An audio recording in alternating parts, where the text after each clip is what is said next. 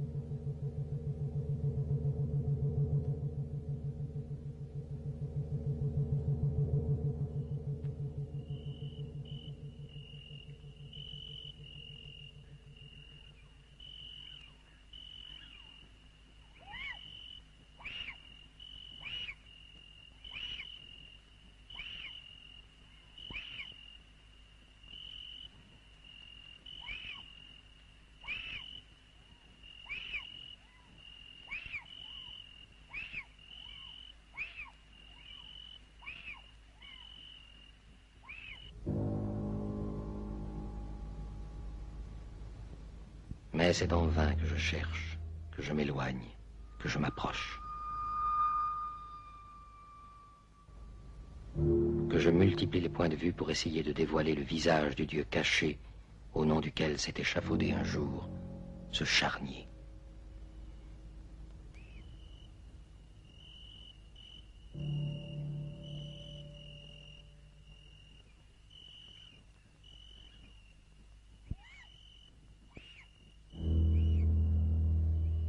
Et ne parlons pas de ruines.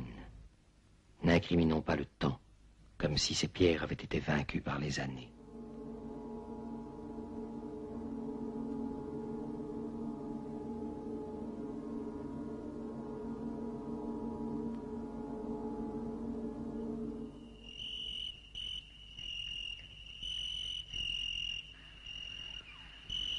Ces arbres pétrifiés, comment ne pas voir qu'ils n'ont mimé la forme classique d'un temple que l'espace d'un bâillement.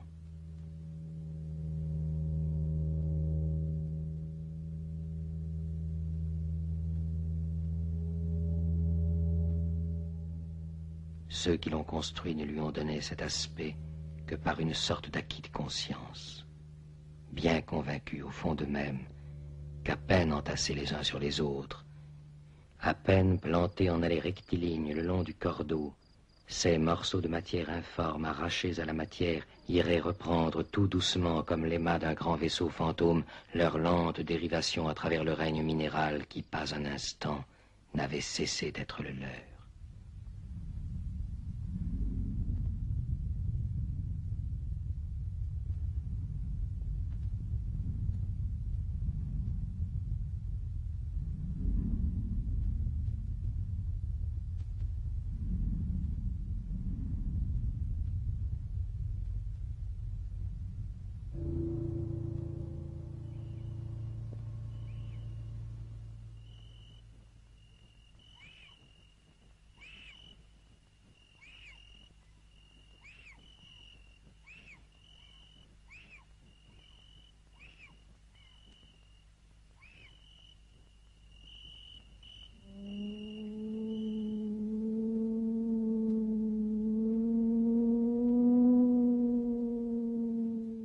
Tout retournera donc à la boue, à la cendre.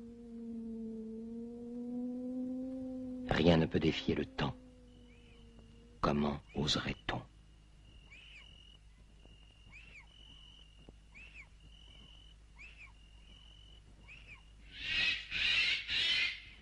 Le Dieu cruel et vain dont il s'agit ce soir de se concilier les bonnes grâces, dans cette vallée aux arbres rabougris, en alignant systématiquement les troncs fossilisés par avance, n'a que faire de demeure et d'offrande. Il n'a besoin de rien, ni de prière, ni de culte, à peine d'hécatombe. Encore n'est-il pas sûr que les plaintes des victimes consentantes et leur sang fumant sur l'autel, les lourdes vapeurs qui s'appesantissent sur ces collines, en emportent bien vers lui le parfum et les cris.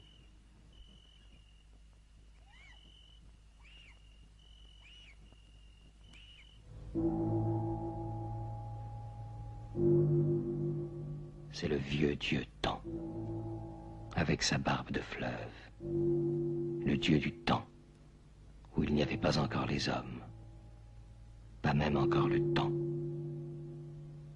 C'est pour lui qu'on a construit ce chaos, cette dévastation, ce tout à la ferraille. Il y est à son aise, il s'y sent bien. Hirsute, barbouillé de vases, il s'y est endormi à la création du monde d'un lourd sommeil sans rêve, dans l'écume du rien, du pas encore, du à jamais qui est son limon.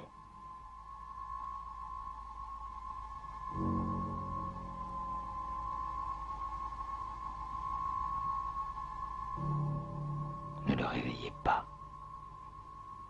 Il s'est assoupi. Il dormira ainsi jusqu'à la fin du monde. Il a pris possession de ce désert de pierre, et quand il le contemple à travers son sommeil, il a un grognement satisfait parce que plus rien autour de lui dans ce cimetière minéral ne lui rappelle la possibilité même d'un accident en faveur de la vie humaine.